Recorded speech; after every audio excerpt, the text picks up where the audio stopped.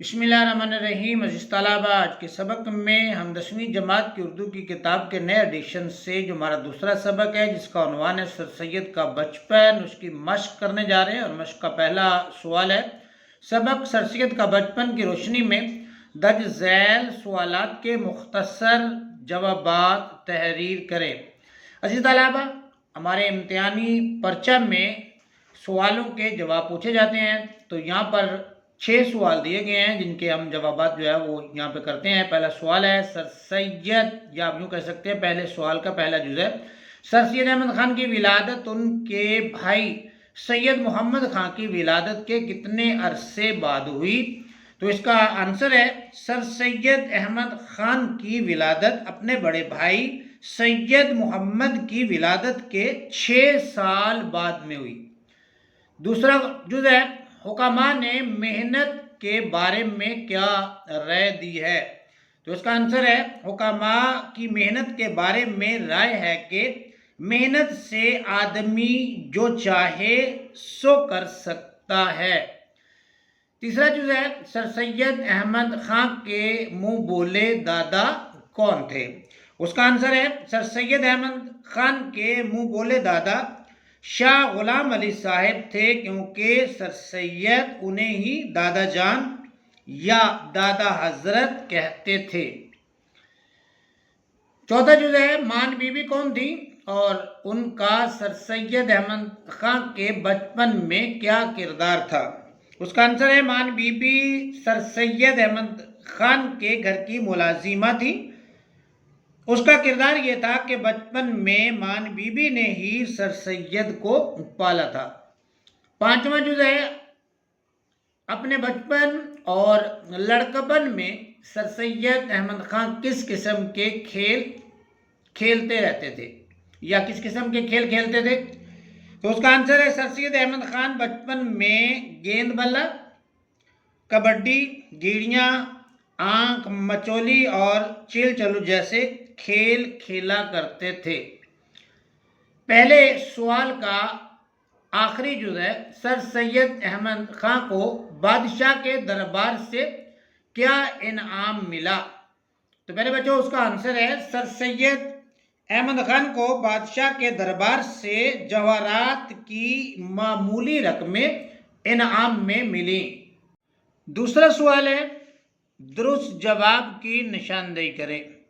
یہ M C Qs type question ہے، تو ہمارا جو معروضی حصہ ہوتا ہے امتحانی پرچے کا، اس میں 15 ایم سی کیوز پوچھے جاتے ہیں، تو یہ سوال بھی ہمارا اسی نسبت یا مناسبت سے ہے، ایم سی کیوز ٹائپ ہے۔ دوسرے سوال کا پہلا جز ہے، سر سید احمد خان کی بہن کا نام تھا۔ اب یہاں پہ عزیز طلبہ 4 آپشن دیے گئے ہیں، الف ہے، بے ہے، جیم ہے اور دال ہے۔ الف میں ہے آصفۃ النساء بیگم، اور بے میں ہے صفیۃ النساء بیگم، اور جیم میں ہے زینت النساء بیگم، اور دال میں ہے گل آرا بیگم۔ یعنی 1، 2، 3 اور 4 آپشن ہیں، تو یہاں پر اس کو ہائی لائٹ کر دیا گیا ہے۔ یہ دوسرا جو آپشن ہے ہمارا صفیۃ النساء بیگم جو ہے وہ سر سید احمد خان کی بہن کا نام تھا۔ دوسرا جو ہے، سر سید کا نام رکھا تھا، سر سید احمد کا نام کس نے رکھا تھا؟ نمبر 1 پہ ہے شاہ ولی اللہ نے، نمبر 2 پہ ہے شاہ عبدالعزیز نے، نمبر 3 پہ ہے شاہ غلام علی نے، اور نمبر 4 کے اوپر ہے شاہ متقی نے۔ تو یہ الف، بے اور جیم 4 آپشن ہیں، تو تیسرے پہ جو آپشن جس کو ہائی لائٹ کر دیا گیا وہ ہے شاہ غلام علی نے۔ سر سید کا نام کس نے رکھا تھا؟ شاہ غلام علی نے، یہ اپنے یاد رکھنا ہے۔ اس کے بعد تیسرا ہمارا جز ہے، سر سید احمد خان کے نانا جان صبح کا کھانا کہاں کھاتے تھے؟ نمبر 1 کمرے میں، نمبر 2 دیوان خانے میں، نمبر 3 زنانے میں، نمبر 4 کے اوپر ہے مردانے میں۔ تو جی طلبہ یہاں پہ جو چاروں آپشن ہے اس میں ہائی لائٹ کر دیا گیا ہے تیسرے آپشن کو، تو سر سید احمد خان کے نانا جان صبح کا کھانا زنانے میں کھاتے تھے۔ چوتھا آپشن ہے ہمارا جز ہے، سر سید احمد خان نے تیراکی کا فن سیکھا۔ سر سید احمد خان نے تیراکی کا فن کس سے سیکھا تھا؟ نمبر 1 پہ اوپر ہے والد صاحب سے، نمبر 2 پہ ہے بڑے بھائی سے، نمبر 3 ہے دوستوں سے، اور نمبر 4 کے اوپر ہے امزاد سے. تو جی طلبہ یہ پہلا آپشن ہائی لائٹ کر دیا گیا. سر سید احمد خان نے تیراکی کا فن اپنے والد سے سیکھا تھا. دوسرے سوال کا 5واں جزء ہے. مرزا صاحب کے عرس میں شاہ صاحب ان کے مزار پر نذرانہ چڑھاتے تھے. نمبر 1 کے اوپر ہے 1 روپیہ. نمبر 2 کے اوپر ہے 2 روپیہ. نمبر 3 کے اوپر ہے 5 روپیہ. اور نمبر 4 کے اوپر ہے 7 روپیہ. تو یہ پہلا آپشن درست ہے, اسی کو ہائی لائٹ کر دیا گیا ہے. مرزا صاحب کے عرس میں شاہ صاحب ان کے مزار پر 1 روپیہ نذرانہ چڑھاتے تھے. اس کے بعد چھٹا آپشن ہے ہوادار. نام ہے ایک, کس کا نام ہے؟ الف میں ہے دیوان خانے کا, بے میں ہے زنان خانے کا, جیم میں ہے تیز گھوڑے کا, اور دال میں ہے پالکی کی قسم کی سواری کا. تو عزیز طلبہ ہوادار ایک پالکی قسم کی سواری ہوتی ہے. تو یہ چوتھا ہمارا آپشن درست ہے, تو اسی کو ہائی لائٹ کر دیا گیا ہے. آپ بھی اس کو ٹک کر لیجئے گا, پالکی کی قسم کی سواری کا. 7واں جزء ہمارے پاس سر سید احمد خان کے والد کو اکبر بادشاہ کے زمانے میں جشن کے موقع پر ملے. کیا ملے؟ نمبر 1 5 پاریچا جات. نمبر 2 کے اوپر ہے 5 رقوم جواہر خلعت. تیسرے نمبر کے اوپر ہے 3 رقوم جواہر خلعت, جواہر کا خلعت. اور نمبر 4 کے اوپر ہے دال کے اوپر 5 پاریچا اور 3 رقوم جواہر کا خلعت. تو پہلے بچو چوتھا آپشن جو ہے وہ درست ہے, اس کو ہائی لائٹ کر دیا گیا. آپ اس کو ٹک کر لیجیے. 5 پاریچا اور 3 رقوم جواہر کا خلعت میں ان کو ملا تھا. تیسرا ہمارا جو کوشچن ہے عزیز طلبہ, یہ ہے سبق سر سید کا بچپن کے اہم نکات کو سامنے رکھتے ہوئے اپنے الفاظ میں خلاصہ تحریر کریں. تو خلاصے کا جو سوال ہے یہ ہم علیحدہ سے اس کی ویڈیو بنائیں گے اور خلاصے کو علیحدہ سے ڈالیں گے, اس لیے ہم آگے بڑھتے ہیں. چوتھا سوال ہے درج ذیل الفاظ کی مدد سے پیراگراف مکمل کریں. عزیز طلبہ یہ انہوں نے لفظ دیے ہیں بتدریج, قواعد ذہنیہ, دماغی ریاضت, مفہوم, معمولی, فزیکل قابلیت, طبع, ذکی, سریع امتیاز, بے تکلف, ہم جولیوں. تو یہ نیچے پیراگراف دیا گیا ہے, اقتباس دیا گیا ہے, اس میں خالی جگہ انہوں نے چھوڑی ہے. تو یہ لفظ جو ہے اس کے اندر لگا کے یہ پیراگراف ہم نے مکمل کرنا ہے. یہ لفظ لگا دیے گئے ہیں, میں اس کو سٹڈی کر دیتا ہوں, آپ اس کو سماعت کیجئے. سر سید کے بیان سے مفہوم ہوتا تھا کہ ان کے بچپن میں, یہ خالی جگہ پہ مفہوم کا لفظ آیا, ان کے بچپن میں جسمانی صحت اور فزیکل قابلیت کے سوا کوئی ایسی خصوصیت جس سے ان کے بچپن کو معمولی لڑکوں کے بچپن پر بے تکلف فوقیت دی جا سکے نہیں پائی جاتی تھی. یعنی جیسے کہ بعض بچے ابتدا میں نہایت ذکی اور طبع اور اپنے ہم جولیوں میں سب سے زیادہ تیز اور ہوشیار ہوتے ہیں, سر سید میں کوئی اس قسم کا صریح امتیاز نہ تھا. معلوم ہوتا ہے کہ انہوں نے اپنے قواعد ذہنیہ کو محض دماغی ریاضت اور لگاتار غور و فکر سے بتدریج ترقی دی تھی. اس طلبہ یہ پیراگراف آپ کے سبق سے ہی لیا گیا ہے اور اس کے بیچ میں جو ہے وہ لفظ شارٹ ہیں, خالی جگہ چھوڑی گئی ہے, تو آپ اس کو سبق سے بھی نکال کے جو ہے وہ پڑھ سکتے ہیں. ہمارا 5واں سوال ہے مولانا الطاف حسین حالی کی سوانح نگاری پر شبلی نعمانی نے کیا رائے دی تھی؟ تائید یا تردید میں دلائل فراہم کریں. تو اس 5ویں سوال کا جواب ہے کہ شبلی کے نزدیک اردو میں باقاعدہ سوانح نگاری کا آغاز حالی سے ہوا, اس لیے ان کی کوشش کو بنیادی حیثیت حاصل ہے. شبلی کے مطابق حالی کی سوانح میں تحقیقی و تاریخی چھان بین کم ہے جبکہ سوانح نگاری میں مستند مواد ضروری ہے. یہ اس کا آنسر ہے. اس کے بعد ہمارے پاس چھٹا کوشچن ہے. سبق کے متن میں سے ایسے الفاظ، تراکیب، محاورات اور اصطلاحات کی فہرست تیار کریں جو فی زمانہ کم استعمال ہوتے ہیں یا سرے سے متروک ہو چکے ہیں. تو جی طلبہ اس میں چند لفظ جو ہے وہ نوٹ کر لیجئے. اس میں ایک لفظ ہے مکتب، ملازمہ، فیضان تربیت، تحصیل علم، گوش گزار کرنا، پند و نصائح، خاطر خواہ توجہ. تو یہ لفظ جو ہیں یہ کم استعمال ہوتے ہیں، ان میں کچھ جو ہے وہ متروک ہو چکے ہیں، ان کا استعمال جو ہے وہ کم ہو گیا ہے. ساتواں کوشچن ہے سر سید احمد خان کے بچپن کے حالات کا آپ نے مطالعہ کیا. آپ کیا سمجھتے ہیں کہ سر سید کے اس ابتدائی دور سے ان کے مستقبل کی مضبوط علمی، ادبی، سیاسی اور مذہبی شخصیت کا پتہ ملتا ہے یا نہیں؟ تو یہ طلبہ اس کا آنسر ہے،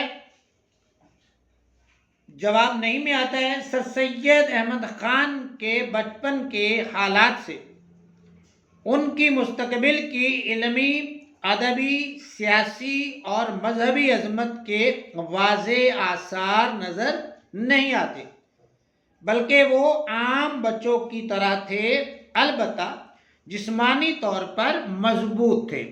آٹھواں کوشچن ہے مچھلی کے جائے کو کون تیرنا سکھائے؟ اس ضرب المثل کی روشنی میں سر سید احمد خان کو پیش آنے والے واقعے کو بیان کریں. اس کا آنسر ہے، سر سید کہتے ہیں کہ ایک دفعہ میرا نشانہ جو تودے میں نہایت صفائی اور خوبی سے جا کر بیٹھا تو والد بہت خوش ہوئے اور کہا مچھلی کے جائے کو کون تیرنا سکھائے؟ امتحانی نقطہ نظر سے نہایت ہی اہم سوال کی طرف ہم بڑھ رہے ہیں. یہ مشق کا سوال نمبر 9 ہے اور امتحانی پرچہ جات میں یہ تیسرے نمبر پر سوال آتا ہے کہ پیراگراف کی تشریح کرنی ہوتی ہے، خط کشیدہ الفاظ کے معنی لکھنے ہوتے ہیں. اس کو ہم نے اس طلبہ جو ہے وہ ترتیب سے بیان کیا ہے، ترتیب سے لکھ دیا ہے کہ اس کا انداز کیا ہوتا ہے. عموماً بچے جو ہے اس کوشچن کو مینج نہیں کر پاتے، اس کو صحیح طرح سے بیان نہیں کر سکتے، لکھ نہیں سکتے، اس لیے ان کے اس میں نمبر جو ہے وہ کٹ جاتے ہیں. اب آپ نے دیکھ لینا ہے کہ جب ہم امتحانی نقطہ نظر سے اس کو دیکھیں گے تو یہ ہمارا سوال نمبر 3 ہے، وہاں پہ ہم سوال نمبر 3 دیں گے، لیکن یہاں پہ یہ ہمارا جو مشق میں اس کا سوال نمبر چینج ہے. تو سب سے پہلے ہم نے لکھنا ہوتا ہے حوالہ متن، اور اس کے آگے یہ ہم نے رابطہ کی علامت ڈالنی ہے. انگلش میں اس کو کالن کہتے ہیں، اردو میں اس کا نام ہے رابطہ. اور اس کے بعد فرسٹ آف آل جو آپ نے کام کرنا ہے وہ یہ ہے کہ آپ نے سبق کا عنوان لکھنا ہے. عنوان کے آگے دوبارہ رابطہ کی علامت ڈال دینی ہے. یہ ذہن نشین کر لیجئے کہ آپ نے سبق کا نام نہیں لکھنا، سبق نام سے نہیں ہوتا، سبق عنوان سے ہوتا ہے، لہٰذا ہم یہاں پہ نام کی بجائے عنوان کا لفظ دیں گے. سبق کا عنوان رابطہ کی علامت ہے. عنوان کیا ہے؟ سر سید کا بچپن. اس کے بعد مصنف کا نام ہے، تو مصنف نام سے ہے تو اس کے آگے ہم نے پھر رابطہ کی علامت جو ہے وہ لگا دی ہے. مصنف کون ہے اس سبق کے؟ مولانا الطاف حسین حالی. مولانا حالی جو ہے وہ اس سبق کے مصنف ہیں. اور اس کے بعد ہم لکھنے جا رہے ہیں صنف ادب. یہ جو پیراگراف جس کی ہم تشریح کرنے جا رہے ہیں یہ صنف کے اعتبار سے کیا ہے؟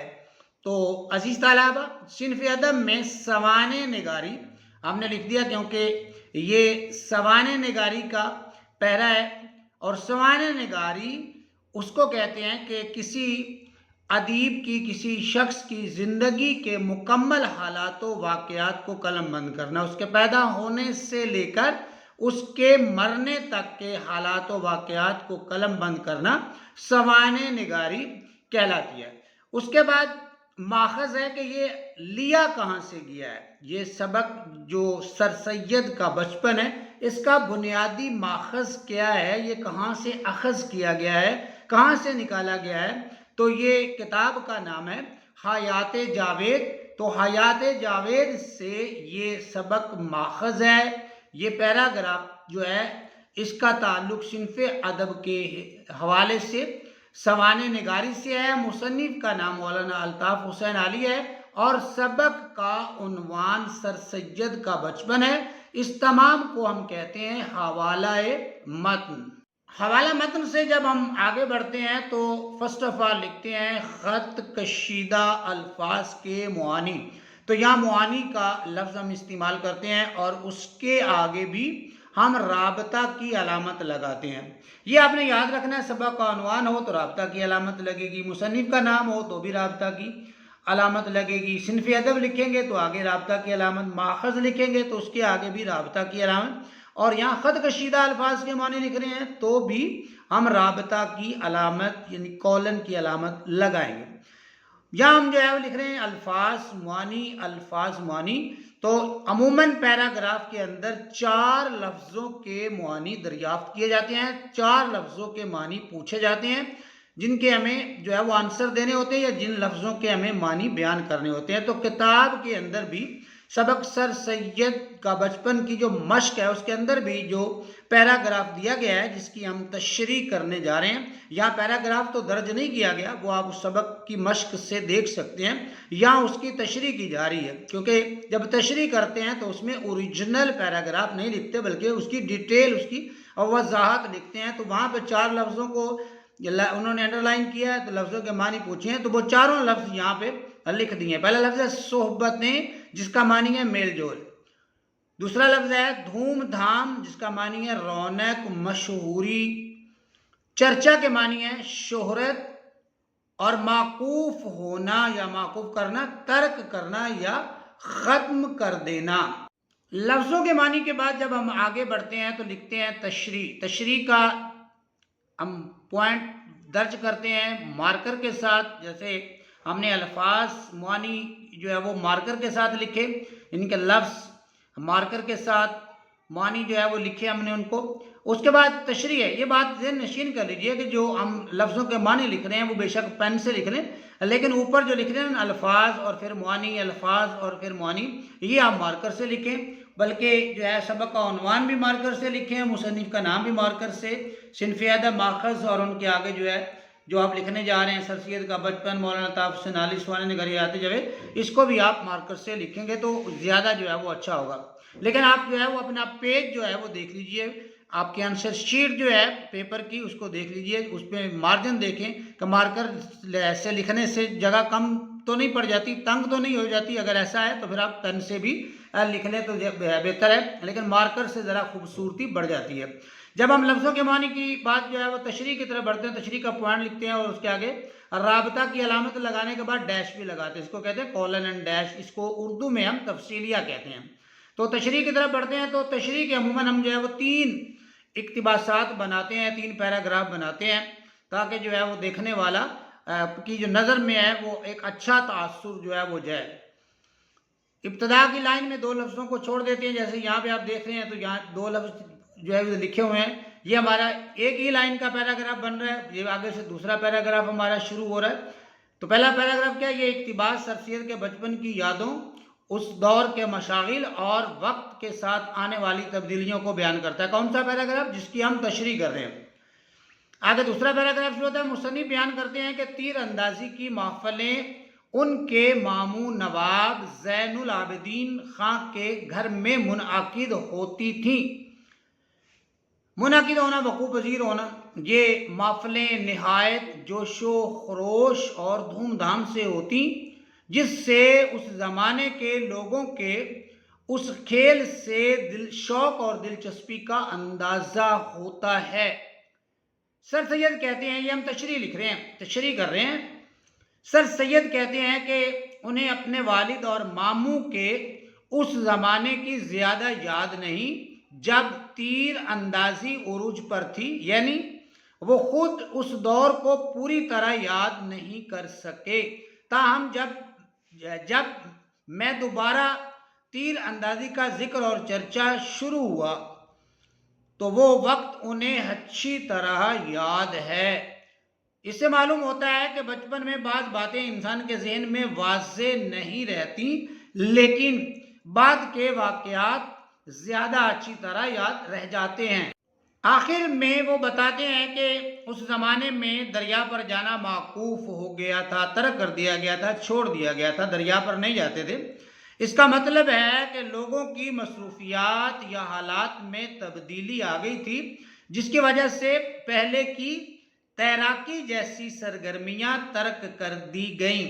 اسی طلبہ، یہ اس پیراگراف کی تشریح ہے، اور جب آپ تشریح لکھیں تو اس کے 3 پیراگراف بنائیں۔ پہلا چھوٹا سا ایک پیراگراف بنائیں 2-3 لائنوں کا، جس میں آپ تعارف دے رہے ہیں۔ اس کے بعد بڑا پیراگراف بنائیں جو ہے وہ آپ کا 5 لائنوں کا بنے، 6, 7, 8, 10۔ اس سے بعد جب آپ تیسرا پیراگراف بنائیں تو وہ بھی 2-3-4 لائنوں کا بنائیں، تو اس سے جو ہے وہ پریزنٹیشن خوبصورت لگتی ہے اور ایگزامینر جو ہے وہ اس کو نمبر زیادہ دیتا ہے۔ 10واں کوشچن ہے، درج ذیل الفاظ کو اپنے جملوں میں استعمال کریں۔ پہلا لفظ ہے جسمانی صحت، اس کا جملہ بنے گا اچھی جسمانی صحت کے لیے ورزش ضروری ہے۔ اس کے بعد ہے تحول اختیار کرنا، تحول اختیار کرنا، اس کا جملہ بنے گا اس نے تعلیم مکمل کرنے کے بعد تحول اختیار کیا۔ اس کے بعد ہے فی الواقع، اس کا جملہ ہے فی الواقع وہ ایک بہت ذہین طالب علم ہے۔ اس کے بعد ہے مذائقہ، تو مذائقہ، اگر آپ کو کوئی مذائقہ نہ ہو تو میں ایک سوال پوچھوں۔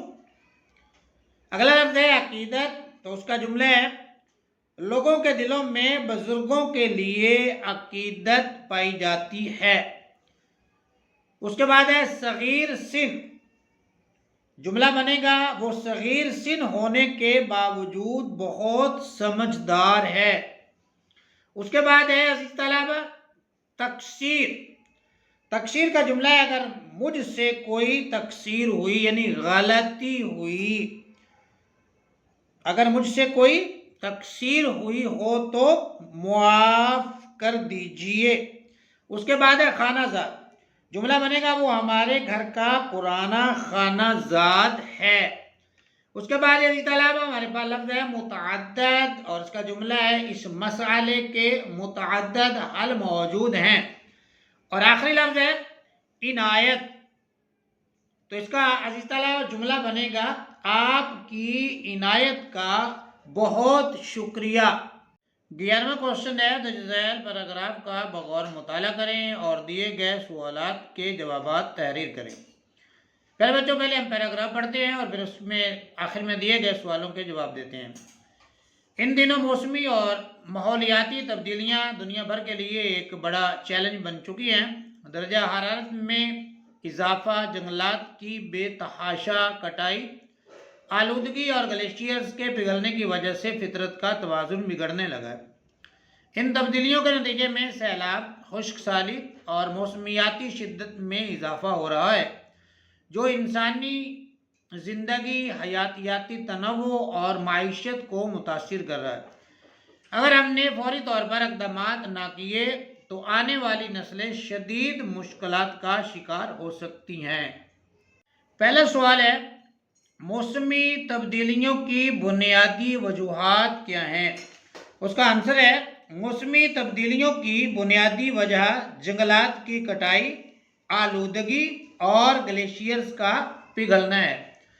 دوسرا سوال ہے، موسمیاتی اور ماحولیاتی تبدیلیوں کے انسانی زندگی پر کیا اثرات مرتب ہو رہے ہیں؟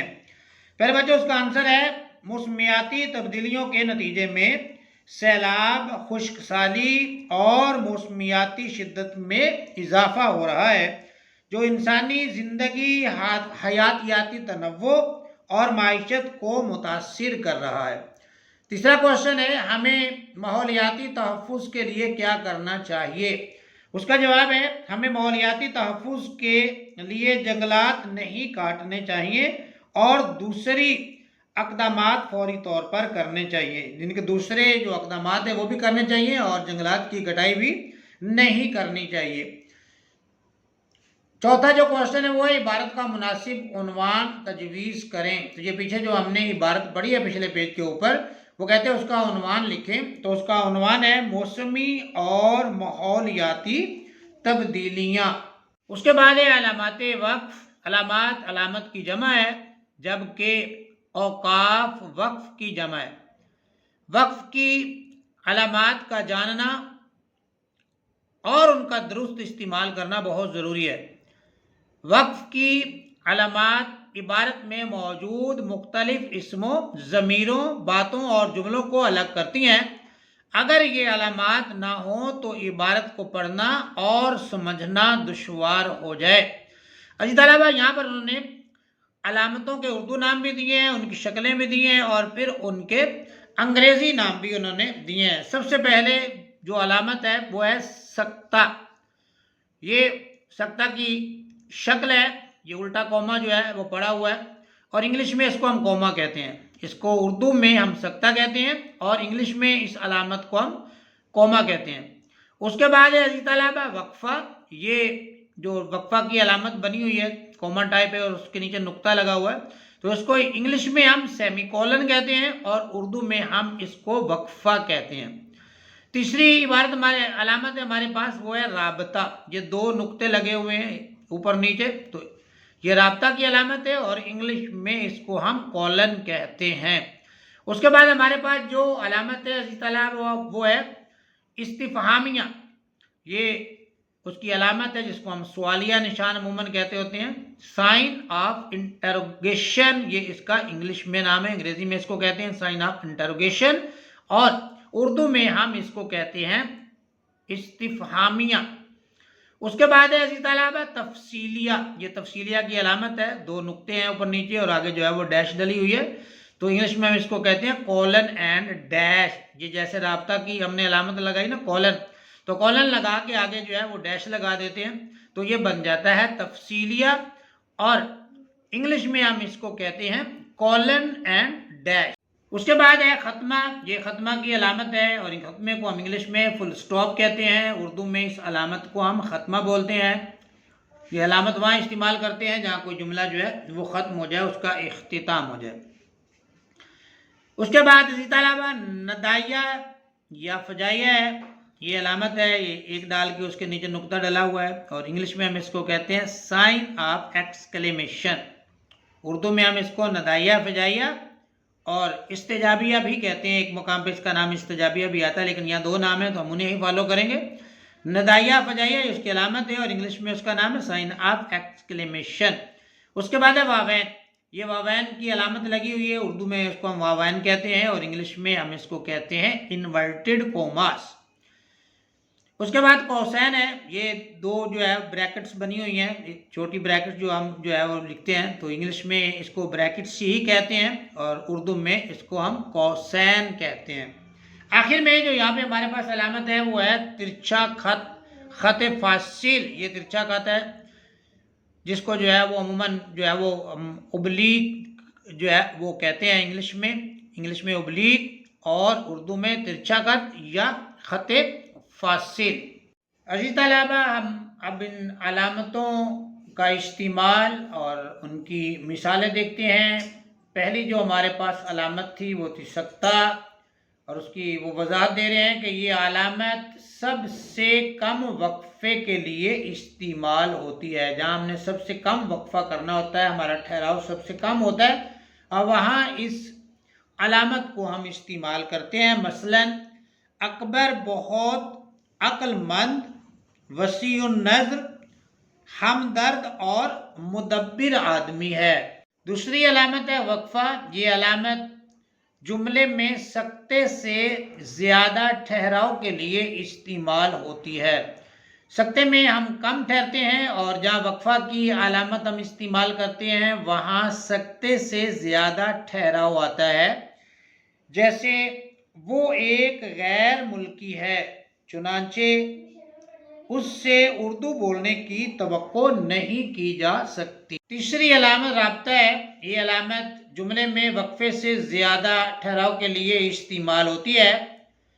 کسی کے قول، فرمان، حوالے سے پہلے اور جملے میں ربط پیدا کرنے کے لیے رابطے کی علامت استعمال ہوتی ہے۔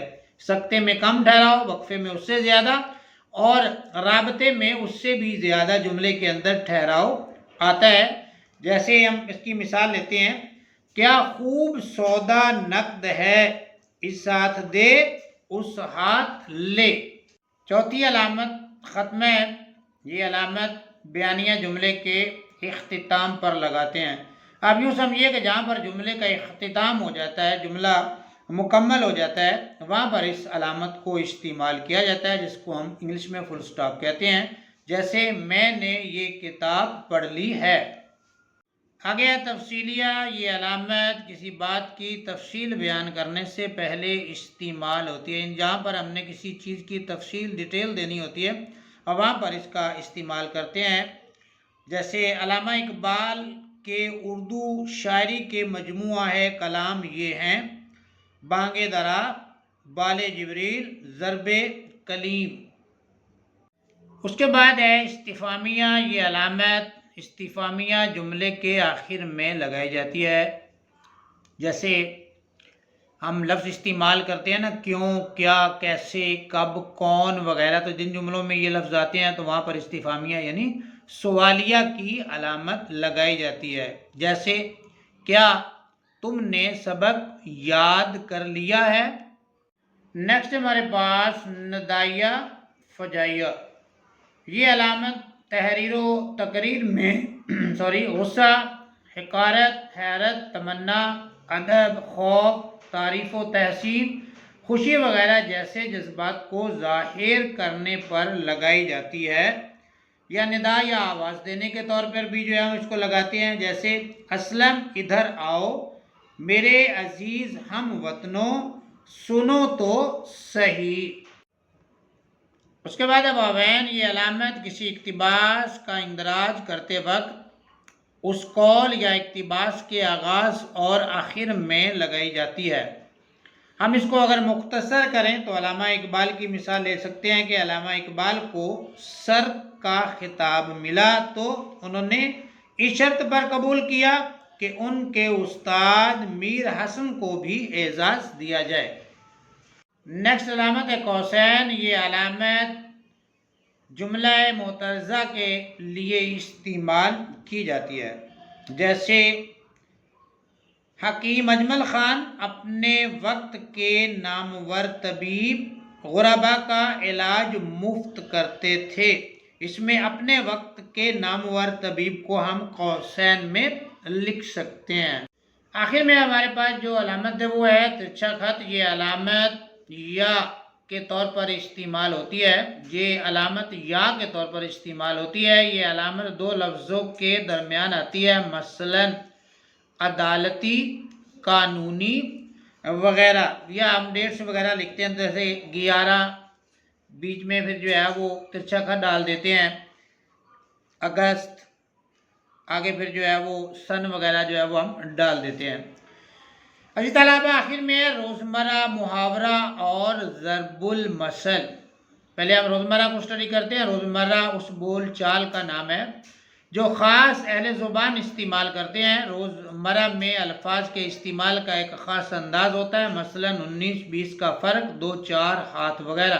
تو یہ روزمرہ جو ہے یہ خاص اہل زبان جو ہے وہ استعمال کرتے ہیں۔ اس کے بعد محاورہ دو یا دو سے زیادہ الفاظ کا ایسا مجموعہ جس سے حقیقی کے بجائے مجازی معنی مراد لیے جائیں اسے محاورہ کہتے ہیں۔ مثلا آبرو خاک میں ملانا، یہ مجازی معنی ہے۔ آسمان سے باتیں کرنا وغیرہ یہ بھی مجاز میں کہا گیا ہے۔ آخر میں ضرب المثل۔ ضرب المثل عربی زبان کی ترکیب ہے۔ اردو میں اس کے لیے کہاوت کی اصطلاح مستعمل ہے، یعنی استعمال کی جاتی ہے۔ ضرب المثل سے مراد روزمرہ زندگی کے بارے میں ایسا جملہ ہے جو کسی خاص رویے، حقیقت یا اصول کو بیان کرے۔